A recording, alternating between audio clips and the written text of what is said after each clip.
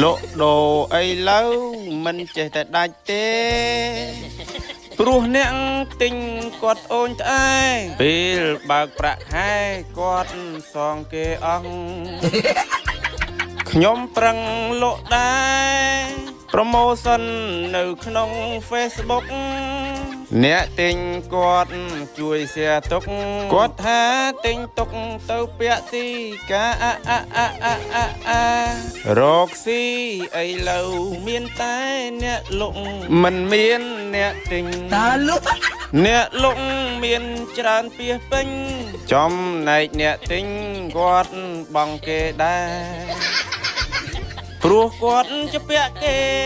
ណាគាត់ថាចង់បានណាស់ដែរណាពេលគាត់បានបើកប្រាក់ខែគាត់ជួយទិញដែរតែសងគេសិន